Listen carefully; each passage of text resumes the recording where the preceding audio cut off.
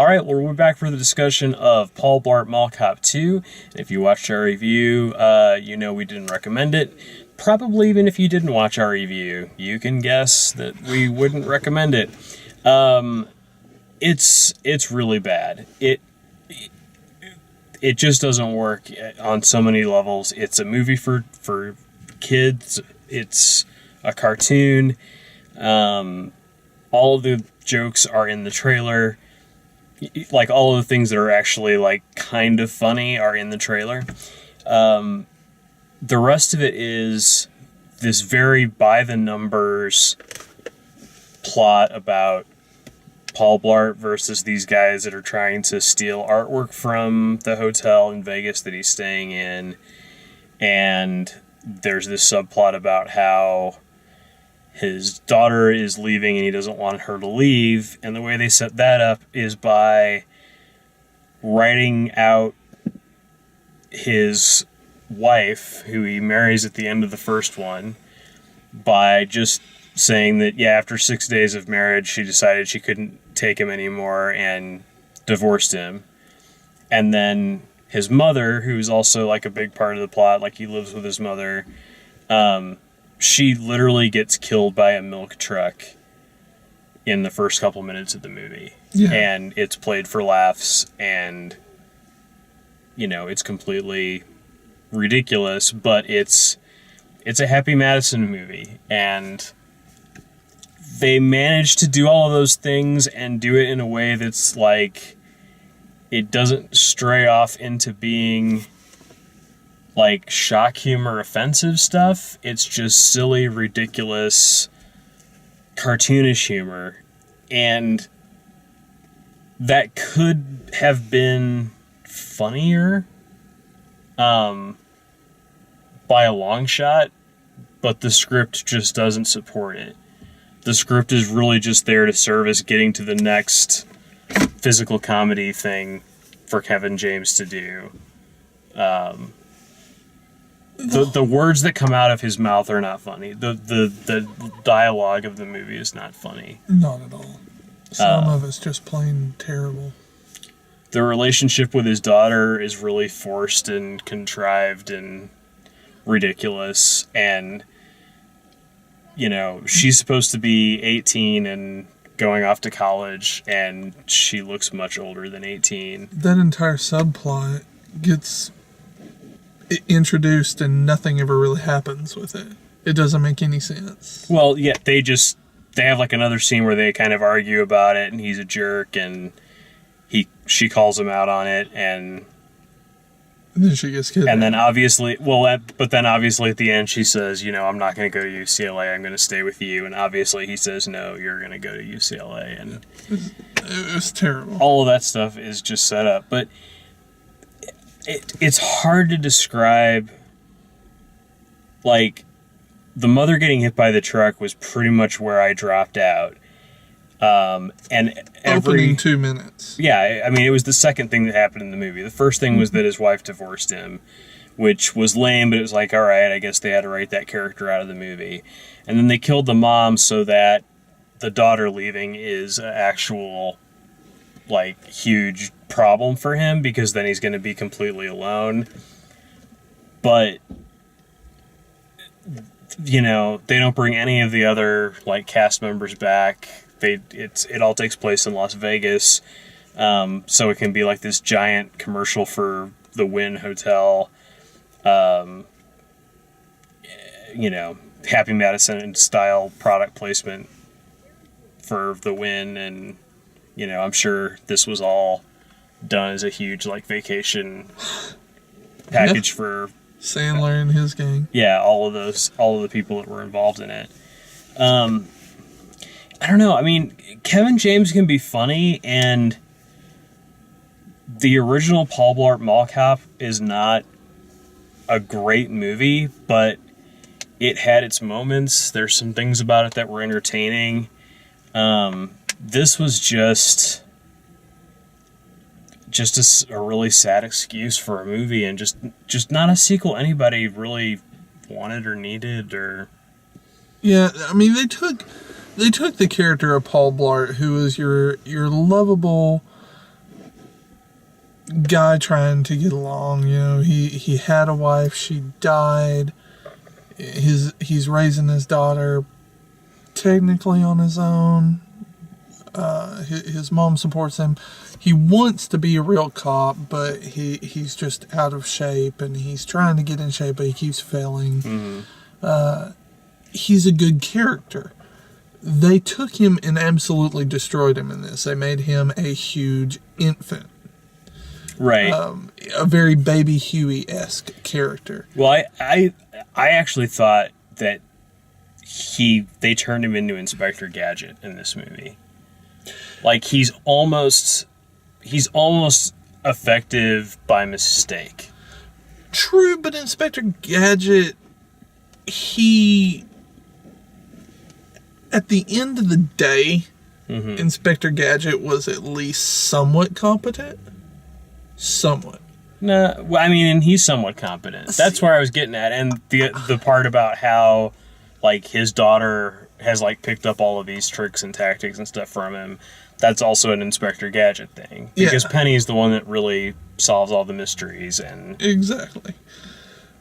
And yeah, I guess you definitely could take it as an Inspector Gadget cartoon. In fact, in some scenes, like when he's running from a bad guy, you half expect when he darts behind something to hear pew or some kind of special effect from Looney Tunes.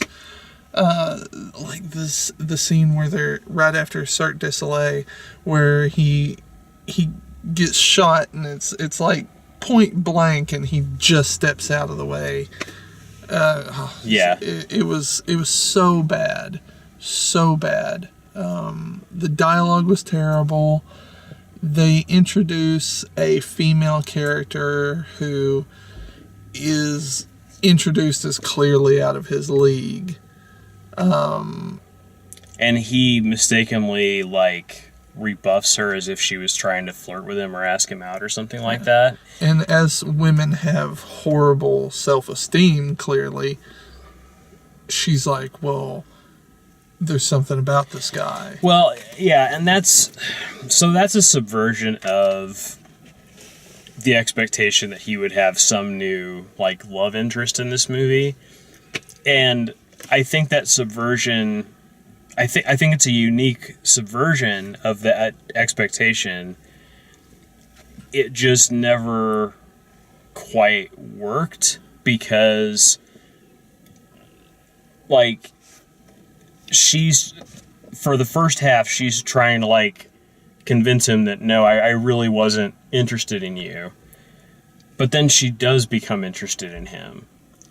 With almost zero interaction. Yeah, well, and that makes it even weirder. And then at the end, he, like, tells her, like, to go back to her boyfriend, and he has, like, the Dumb and Dumber moment where he's like, I may have just made a terrible mistake. Yeah. Like, when the cheerleaders ask, like, they're looking for guys or whatever, it's like, well, there's a town that way.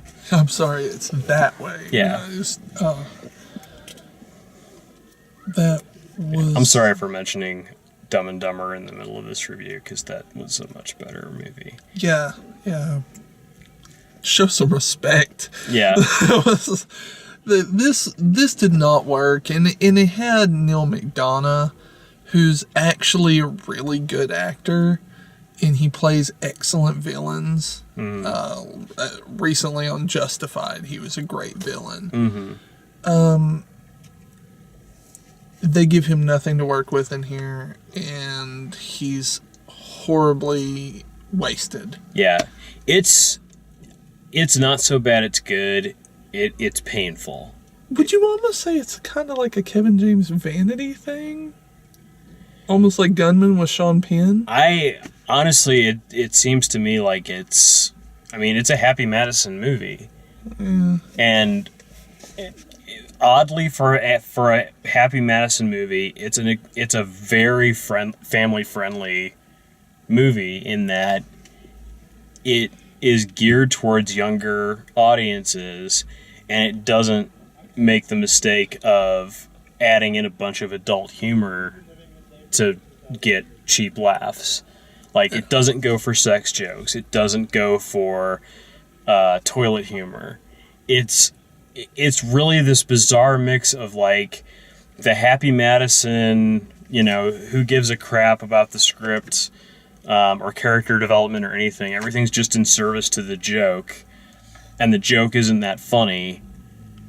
And at the same time, like, there's just whole areas of comedy that a Happy Madison production would normally go into that this never does.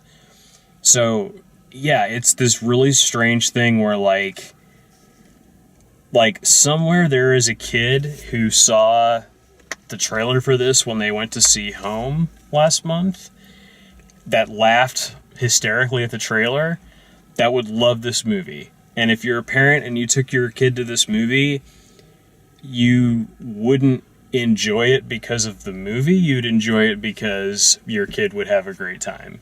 Yeah.